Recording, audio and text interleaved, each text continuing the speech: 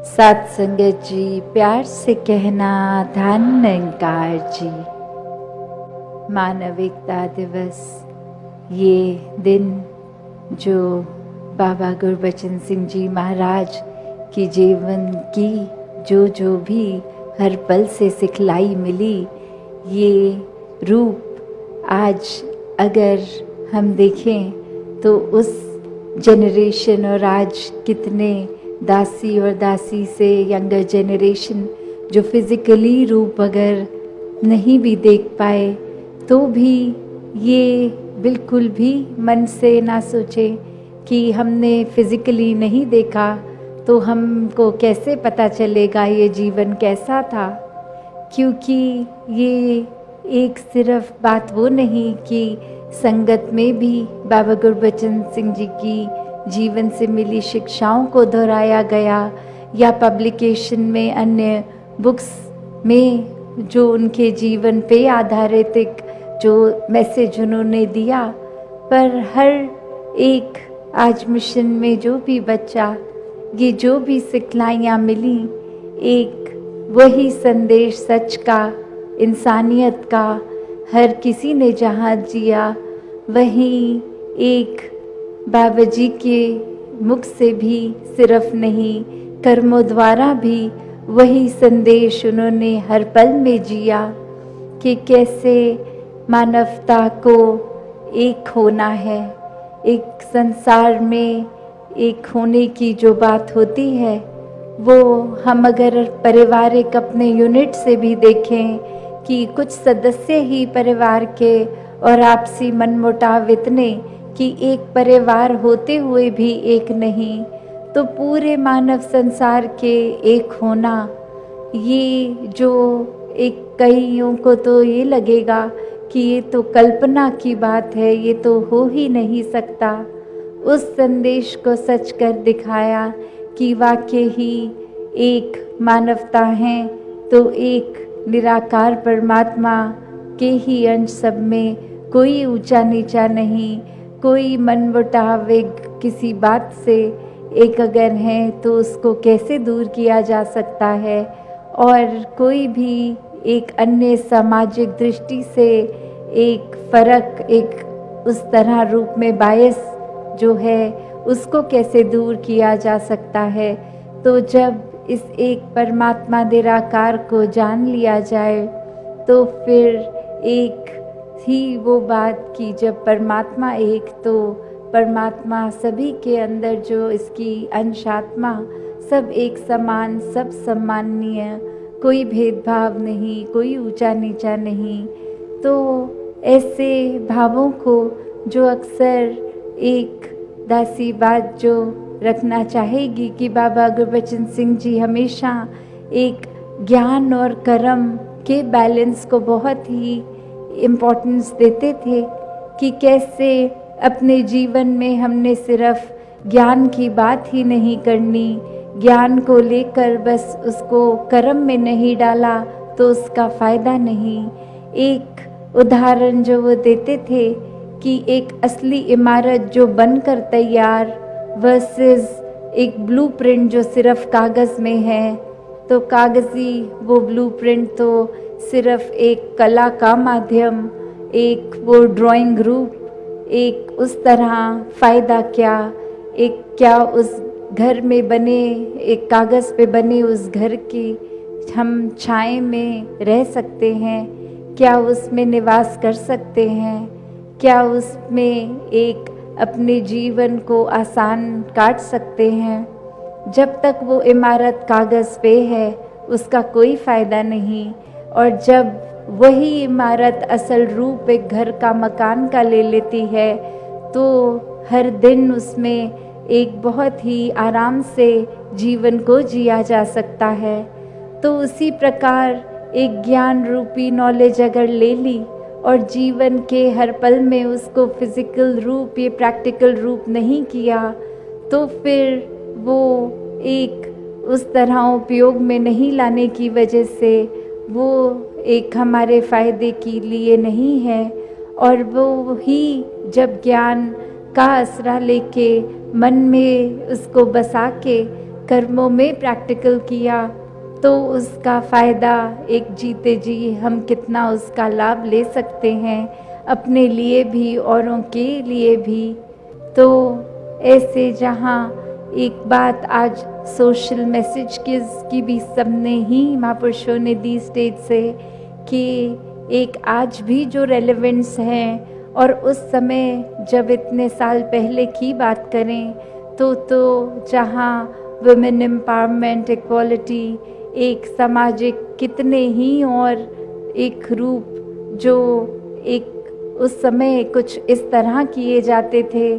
और उस समय एक ये इम्पोर्टेंट डिसीजन लेकर कि नशों से घर आज़ाद हो जाएं, एक घर में प्यार वाला माहौल बने, दिखावा ख़त्म हो,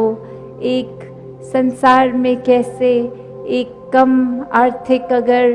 कैपेबिलिटी भी, एक फाइनेंशियल स्टैंडिंग ठीक नहीं भी है तो भी कैसे अपने आप को उतना ही मानवता की सेवा के लिए अर्पण किया जा सकता है जितना एक धनवान रूप भी किसी का हो तो भी वो कर सकते हैं। तो कैसे एक भाव को प्राथमिकता दी, एक मन में उस ज्ञान को बसाकर हर पल जीवने जीवन की शिक्षा को एक प्रधानता की बोल तक नहीं, कर्मों में ये ढले, कैसे एक संदेश समझाते कि संसार में तो एक किसी को अगर पत्थर मारते हैं और चोट लग जाती है, पर जब अपने आप को फूल भी ज़ोर से मारेंगे तो वो भी लगेगा। तो वो जो मैसेज बाबा जी ने दिया, और अब हम अगर उसको इम्प्लीमेंट करें कि जो अपनों की फूल की मारने वाली भी चोट है तो हमारे लिए तो कौन अपना कौन पराया, पूरा संसार ही अपना है। तो कैसे हमको अब परिणाम स्वरूप अपने कर्मों पे फोकस करना है, कि हमारी सोच पर फोकस करना है। कि अक्सर हम ये तो कंपेयर कर लेते हैं कि उस व्यक्ति ने जितना हमें बुरा भला बोला, हमने तो उसके मुकाबले एक भी बात उसको इतनी खराब नहीं बोली। तो बात तो वही कि दूसरे ने अगर हमें ज़ोर से इतना मारा पत्थर तो हमने उसकी तुलना तो उसको फूल ही मारा। तो बात तो वही, मारा उसने भी, मारा हमने भी। तो एक हमें यहाँ अपने आप को इंट्रोस्पेक्ट करना है, एक अपने अंदर सोचना है कि एक भन में वो मन में भाव मारने के नहीं, एक आराम पहुँचाने के हों। यहाँ तो बाबा जी, राजमाता जी, सदगुरु बाबा हरदेव सिंह जी महाराज, माता सविंदर जी ऐसे ही बात समझाते कि अपने जीवन में हमें एक दूसरों की ओर नहीं, अपनी ओर देखना है, अपने कर्मों को सुधार करना है, दूसरों के ऊपर टिप्पणी नहीं, एक फोकस अपना बने कि ये जो जीवन है हमें उसको कैसे जीना है, ये स्पिरिचुअलिटी को कैसे फोकस बनाकर जिएं, और ये उतराइयाँ चढ़ाइयाँ हो भी तो कैसे ज्ञान रूपी ये जो हमें एक खजाना मिला है इसको प्रयोग करके हर स्थिति में कैसे भक्ति मेंटेन करते हुए, आनंद मेंटेन करते हुए जीवन को जी सके। तो बात आज जहाँ चाचा प्रताप सिंह जी के बलिदानों की भी, कि ये सेवा रूप, ये आज भी परिवार को जो हमने सुना, तो कैसे एक भावना भक्ति की सेवा की, एक कैसे अपने आप को बिल्कुल समर्पित करते हुए, तो ऐसे ही भक्तों के भाव भी ये महान भाव और एक रूप संसार में जो भक्तों का सेल्फलेस होने का होता है, जो बाबा गुरबचन सिंह जी महाराज के भी अगर एक बलिदान की बात है तो सिर्फ वो कोई एक तारीख के जो अंतिम दिन का उनका बलिदान की बात नहीं, पूरा जीवन हर पल कैसे एक सेल्फलेस होके एक खुद को अपने लिए, एक अपनी सेहत, अपने दिनचर्या में एक इम्पोर्टेंस ना देते हुए पूरा दिन किस तरह महापुरुषों के एक परोपकार में, सेवा में एक कैसे मंडल के भी रूप में कि किस तरह एक बचत रूप भी हो, अन्य कितने और संसार के एक भलाई के लिए जो कदम उठाए, तो ऐसी ही भलाई सभी की बन जाए, एक हर कोई इसी रास्ते पे चलते जाएं, तो दासी और समय नहीं लेगी। सबने आज रक्तदान भी इतना सुबह से जो कर रहे हैं और इतने घंटों से फिर कुछ उसके बाद खाया पिया भी नहीं होगा। तो बात सिर्फ वो नहीं कि जो रक्त फिजिकली दे सके, एक कुछ जीवन की एज लिमिट्स भी जो होती हैं, चाहे वो 18 साल से छोटे बच्चे या सीनियर्स की, उनको अगर मेडिकली अलाउड नहीं या फिर एक एज ब्रैकेट होने के बावजूद शरीर में कोई एनीमिक या कोई और वजह से भी हो सकता है कि मन में भाव तो पूरा ब्लड डोनेशन का, पर वो शरीर की एक पाबंदी की नहीं दे पाए, तो उसमें भी किसी ने एक बुरा नहीं महसूस करना है कि भाव सभी का योगदान का तो रहा है। एक सबब अगर ऐसा है तो उसमें दिल को छोटा नहीं करना। ये सेवाएं तो हर समय चलती जाएंगी और अपना हर दिन ही सेवाओं में अगर एक तरह की सेवा को कोई रिस्ट्रिक्शन है जो